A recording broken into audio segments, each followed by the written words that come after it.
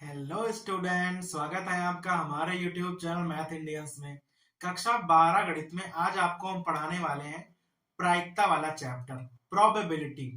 और भाई इस चैप्टर की आज आपको हम पढ़ाने वाले हैं एक्सरसाइज 13 विविध प्रश्नावली 13 को। ठीक है भाई, जो विविध प्रश्नावली होती है उसमें होता क्या है कि पूरे पाठ का निचोड़ होता है।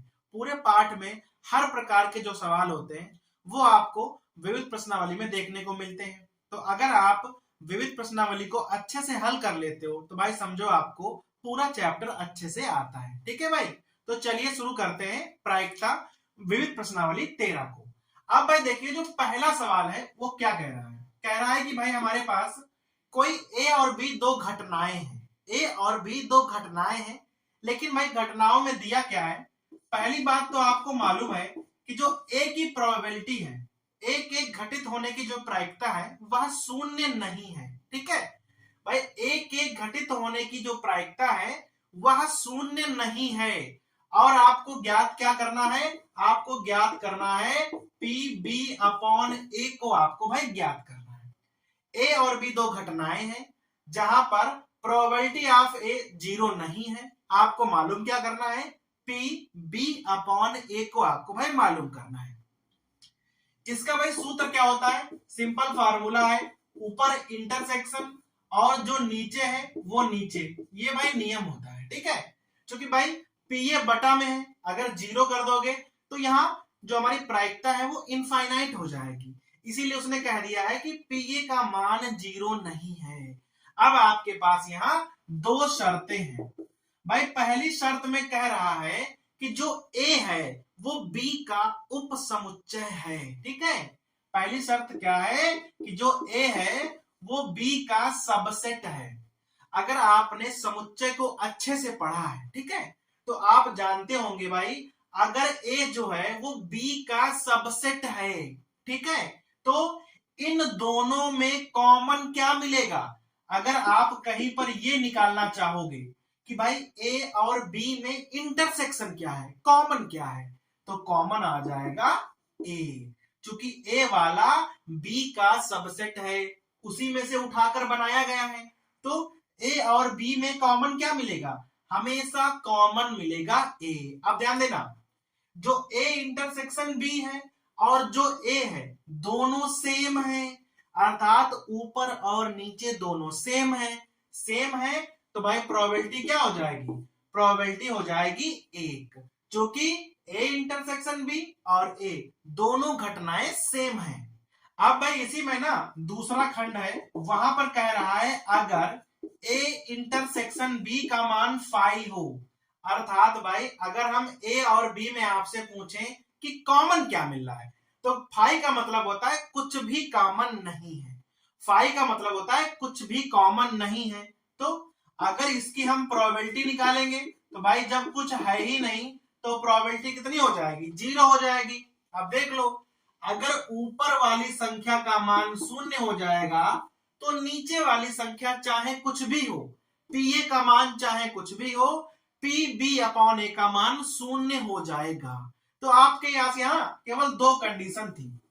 पहली कंडीशन में कह रहा था कि अगर ए बी का उप समुच्चय है तो कॉमन में जो मिलेगा ना वो ए होगा, क्योंकि ए जो है वो बी का उप समुच्चय है।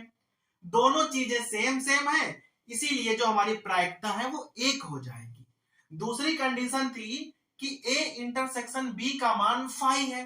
5 का मतलब होता है क्या कि जीरो, कुछ नहीं है वहां पर। जब कुछ है ही नहीं तो उसकी प्रायिकता क्या हो जाएगी, प्रायिकता हो जाएगी जीरो। अगर ऊपर की संख्या जीरो हो गई है तो नीचे की संख्या चाहे कुछ भी हो उसका मान तो जीरो ही हो जाएगा। तो भाई ये हो गया हमारा सवाल नंबर 1। अब भाई सवाल नंबर देखो 2 पे आ जाओ। 2 में क्या है, हमारे पास दो खंड है और भाई सवाल लगभग एक जैसे ही है, बस थोड़ा थोड़ा अंतर है। कह रहा है कि एक दंपत्ति के दो बच्चे हैं। अब भाई कोई ना पेरेंट्स हैं, उनके दो बच्चे हैं। अगर किसी के दो बच्चे होते हैं तो आप वहां पर भाई निकाल सकते हो कि कुल घटनाएं कितनी हो सकती हैं। देखो, अगर किसी के दो बच्चे हैं तो भाई हो सकता है कि दोनों ही बॉयज हों, दोनों ही लड़के हो सकते हैं, दोनों ही गर्ल्स हो सकती हैं। इसके अलावा इसके अलावा क्या हो सकता है, शायद पहली बार में लड़का हुआ हो और भाई दोबारा में ना लड़की हुई हो, अर्थात लड़का बड़ा है लड़की छोटी है। इसका उल्टा भी तो हो सकता है, शायद लड़की बड़ी हो और लड़का छोटा हो।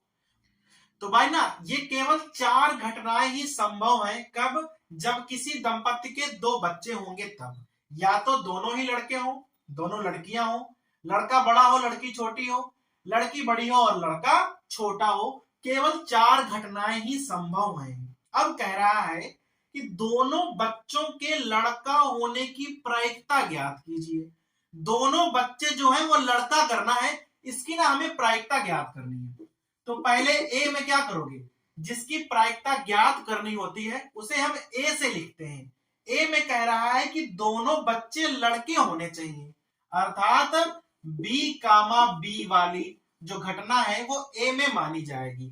उसका कहना है कि दोनों बच्चे लड़के हैं, इसकी हमें प्रायिकता बता दो। जबकि यह ज्ञात है कि दोनों बच्चों में कम से कम एक बच्चा लड़का है। अब जो ज्ञात होता है उसे हम बी से लिखते हैं।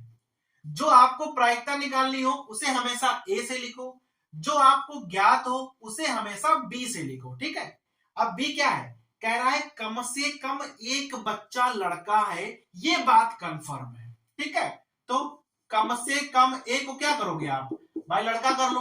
तो ये देखो, लड़का बड़ा है लड़की छोटी है, लड़की बड़ी है लड़का छोटा है, या दोनों ही लड़के हैं। ये हो गया हमारा कब, जब हमें ये मालूम है कि कम से कम एक लड़का है। ठीक है, तो ये हमें निकालना है, ये हमें ज्ञात है। अभी क्या करना होगा, पहले आप इसकी प्रोबेबिलिटी निकाल लो यहां से चाहो तो। देखो यहां घटनाएं 1 है, कुल घटनाएं 4 है, तो प्रोबेबिलिटी क्या हो जाएगी 1/4।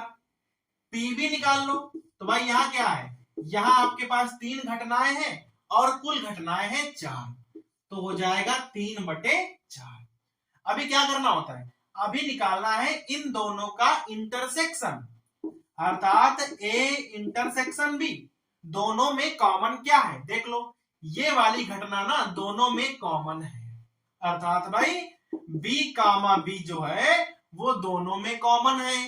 अब आप इसकी भी प्रोबेबिलिटी निकाल लो, तो क्या हो जाएगा, पी ए इंटरसेक्शन बी बराबर आ जाएगा 1/4। ठीक है, अभी आपको निकालना क्या है, अभी आपको निकालना है पी ए अपॉन बी। जो ज्ञात हो वो हमेशा नीचे, जो निकालना हो वो हमेशा ऊपर, बस यही तरीका है। सूत्र बना लो, ए इंटरसेक्शन बी, और जो नीचे है वो नीचे रहता है। अब देखो इसका मान है 1/4 और भाई इसका मान है 3/4, 4 हो जाएंगे कैंसिल और भाई आपका उत्तर आ जाएगा 1/3। 1/3 कब आया है, जब कह रहा है कम से कम एक बच्चा लड़का था, ये आपको पहले से मालूम है, और प्रोबेबिलिटी निकालनी थी कि दोनों बच्चे लड़का होंगे। इस बात की भाई प्रायिकता क्या होगी। ठीक है, तो ये हो गया हमारा पहला खंड। दूसरा खंड भी इसी प्रकार का है, कह रहा है कि दोनों बच्चों के लड़की होने की प्रायिकता क्या होगी। अभी क्या करना है आपको, दोनों बच्चे जो है वो लड़की कर देनी है। ठीक है, और आपको ना उसकी प्रायिकता ज्ञात करनी है। तो जो ज्ञात करना होता है उसे हम ए से लिखते हैं हमेशा। यहाँ ए क्या हो जाएगा, जी कामा जी, क्योंकि उसने कहा है कि दोनों बच्चे लड़की हैं। अब देखो यहां पर भी एक घटना है, तो पी यहां पर भी 1/4 ही होगा। अब दोबारा देख लो, कह रहा है ज्ञात है कि बड़ा बच्चा लड़की है। अभी आपको ज्ञात क्या है, जो ज्ञात होता है वो बी में लिखना होता है। ज्ञात ये है कि जो बड़ा बच्चा है वो लड़की है। अब देखो 4 घटनाएं जरा यहां देखो और बताओ यहां पर ऐसी कितनी घटनाएं हैं जहां पर लड़की बड़ी है। देखो या तो यहां पर भाई यहां दोनों ही लड़की हैं तो पक्का लड़की बड़ी होगी, और या तो यहां पर जब लड़की पहले पैदा हुई है तो भाई लड़की बड़ी होगी लड़का छोटा होगा। तो बी में केवल 2 घटनाएं आएंगी, जी कामा जी और वहां हो जाएगा जी कामा बी। ठीक है, तो ए मालूम बी मालूम, अभी निकाल लो ए इंटरसेक्शन बी। दोनों में कॉमन क्या है, दोनों में कॉमन है जी कामा जी। अब देखो इसकी प्रोबेबिलिटी 1/4, इसकी प्रोबेबिलिटी 2/4 हो जाएगी भाई, यहाँ दो घटनाएं हैं और इसकी प्रोबेबिलिटी 1/4 निकालना आपको घुमा फिराकर PA/B है, सूत्र पूरा वही रहेगा, बस ध्यान दो इंटरसेक्शन 1/4 है और भाई पीबी कितना है, पीबी है 2/4, 4 कैंसिल, यहां पर आ जाएगा 1/2। ठीक है, तो जो हमारा पहला वाला सवाल था वहां 1/3 आंसर आ गया, जो हमारा दूसरा खंड था वहां पे आंसर आ गया है 1/2। तो भाई ये हो गया हमारा सवाल नंबर 2। अब भाई आ जाओ प्रश्न नंबर 3 पर। कह रहा है कल्पना कीजिए कि 5% पुरुष हैं और 0.25% महिलाओं के बाल सफेद हैं। ठीक है, तो भाई आपको कल्पना करना है कि 5% पुरुषों के बाल सफेद होते हैं और 0.25% महिलाओं के बाल सफेद हो जाते हैं। एक सफेद बालों वाले व्यक्ति को चुना जाता है। अब भाई भीड़ में क्या है, पुरुष और महिलाएं खड़ी हुई हैं, आपने क्या किया कि रैंडम एक आदमी को, चाहे वो महिला हो पुरुष हो हमें नहीं मालूम, आप एक आदमी को उठा लाए और भाई आपने देखा कि उसके बाल सफेद हैं। ठीक है, तो उस व्यक्ति के पुरुष होने की प्रायिकता बताओ। जो आप छांट के लाए हो उसके बाल सफेद है, ये बात आपको पहले से मालूम है, लेकिन वो पुरुष होगा इसकी प्रायिकता क्या होगी। ठीक है, जब भी भाई आपको ना एक बात पहले से पता हो कि भाई सफेद बाल है, पहले से मालूम है। ठीक है, अभी कह रहा है कि पुरुष होने की प्रायिकता, जान जाओ यहां पर बेज प्रमेय लगने वाली है। ठीक है, अब ये बेज प्रमेय कैसे लगती है भाई ध्यान दीजिएगा।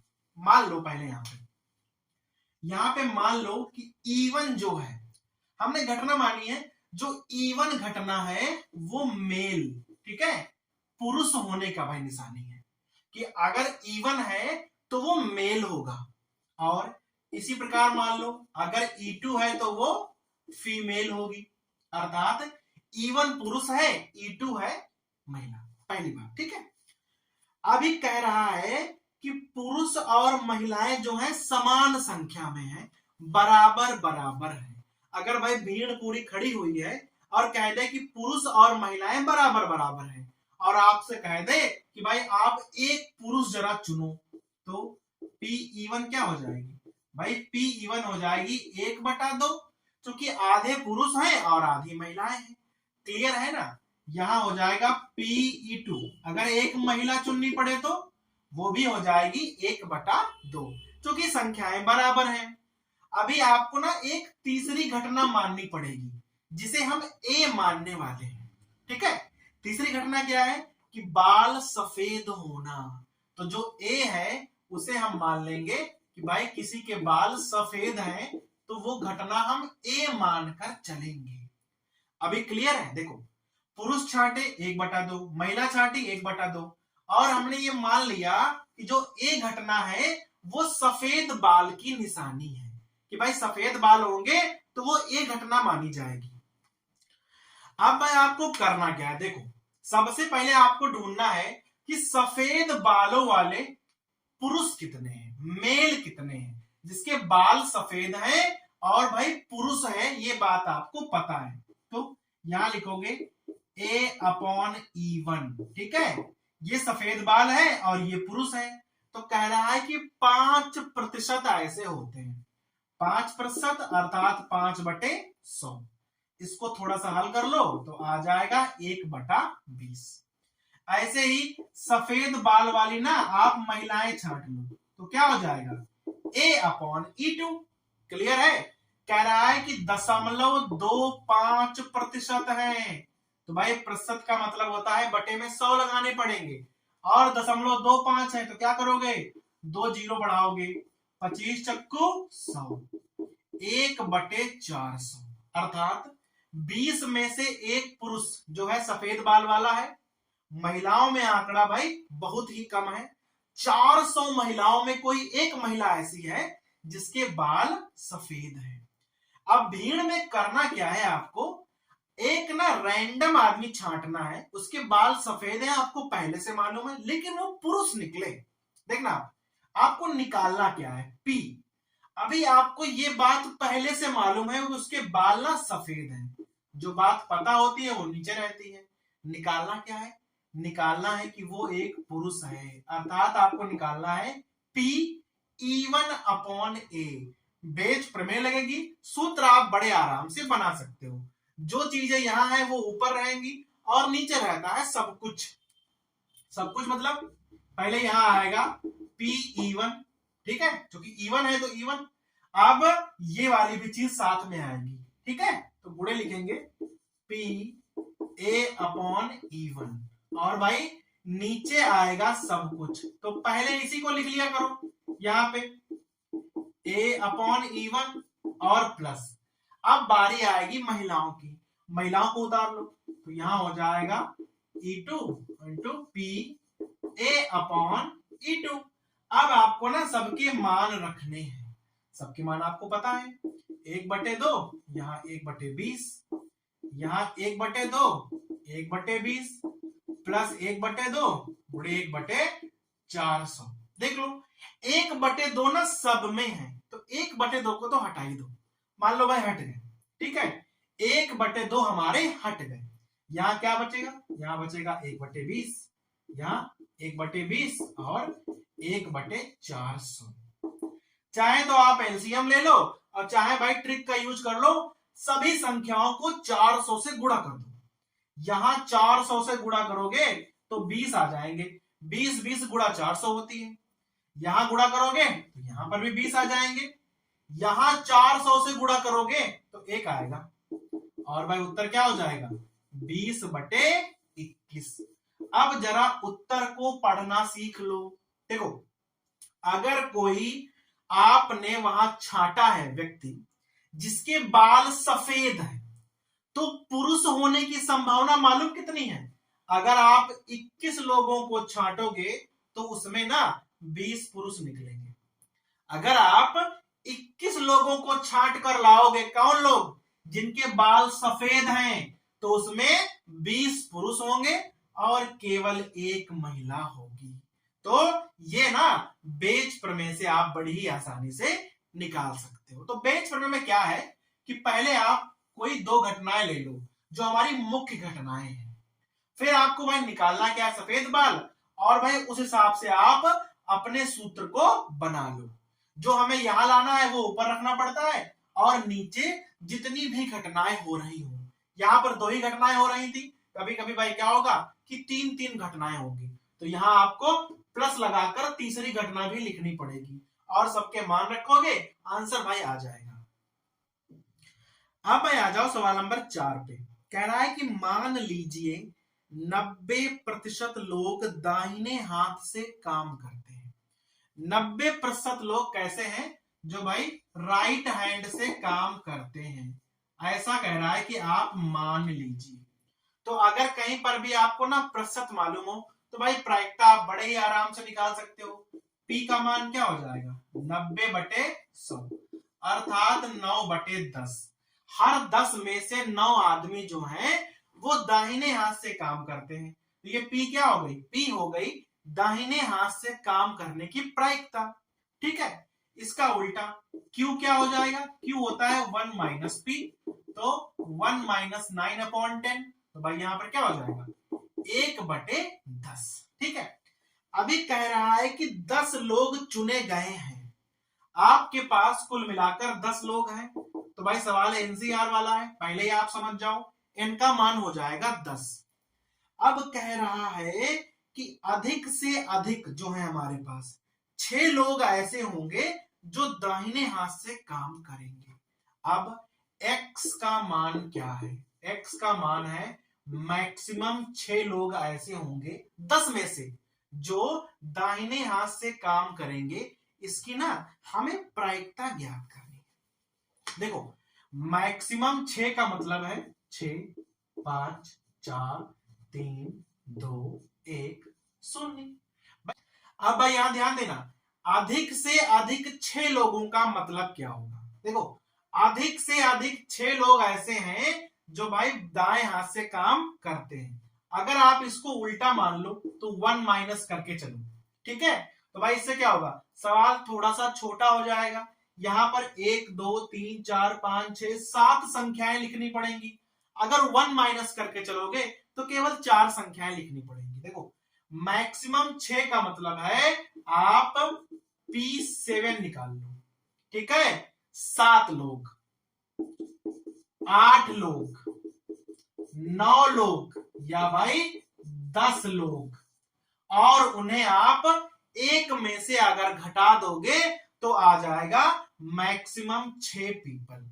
हम 7 लेके चल रहे हैं, 8 लेके चल रहे हैं, 9 लेके चल रहे हैं और 10 लेके चल रहे हैं। देखो 7 वाला हटा दो, 8 वाला हटा दो, 9 वाला हटा दो और 10 वाला हटा दो, तो बाकी तो यही संख्याएं बचेंगी।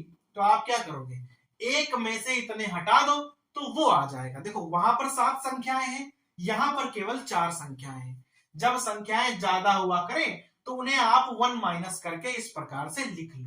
आप ध्यान देना, देखो भाई सूत्र क्या होता है, मेन सूत्र। देखो मेन सूत्र क्या होता है, मेन हो जाएगा 10cx। 10 लोग हैं, उसमें से आपको x लोग निकालने हैं, तो होता है सीधा px और ये q 10 minus x। Simple theory है। तो देखो यहां पर क्या हो जाएगा 1 माइनस, यहां हो जाएगा 10c7, ठीक है। तो यहां आ जाएगा P7 Q3, यहां है 10C8, बहुत ध्यान देना, P8 और यहां हो जाएगा Q2, ठीक है। फिर यहां 10C9, यहां P9 और Q की पावर 1 हो जाएगी। फिर 10C10, यहां हो जाएगा P10, और भाई Q तो बचेगी नहीं। अब आप चाहो तो यहां पर सीधे ही P और Q के मान रख सकते हो, आपका आंसर ऐसे ही आ जाएगा, ठीक है। पहली बात, आप चाहो तो भाई जो आंसर उत्तर माला में दिया हुआ है सिग्मा करके भी लिख सकते हो, पर जरूरी नहीं है हम उत्तर सिग्मा करके लिखें। देखो 10C7 को आप 10C3 भी लिख सकते हो, ठीक है। P का मान रख लो, Q का मान रख लो अपने हिसाब से, भाई आपको दोनों ही मान पता है। 10C8 को आप 10C2 लिख सकते हो, P का मान रख लो, Q का मान रख लो। 10C9 को आप क्या लिख सकते हो, 10C1, अर्थात सीधे ही 10 लिख सकते हो। P का मान रख लो, Q का मान रख लो। 10C10 का मान 1 होगा, सीधे P का मान रखो और काम खत्म है। भाई चाहो तो P की पावर 7 कॉमन भी मिल जाएगी, तो Q वाले तो छोटे छोटे हैं, आप गुणा भी बड़े आराम से कर सकते हो। तो यहां आपको मानना अपने हिसाब से रखना है और भाई आंसर निकालना है। बस एक ही बात का ध्यान रखना है, क्योंकि यहाँ मैक्सिमम जब हम 6 ले रहे हैं तो हमें यहाँ 7 संख्याएं निकालनी पड़ रही हैं, जबकि कुल मिलाकर भाई 10 हैं। तो आप क्या करोगे, आप उसका उल्टा कर लो, 1 माइनस करके चलो, तो हमें यहाँ पर केवल 4 संख्याएं ही लिखनी पड़ी और भाई सवाल भी छोटे में ही आ जाएगा।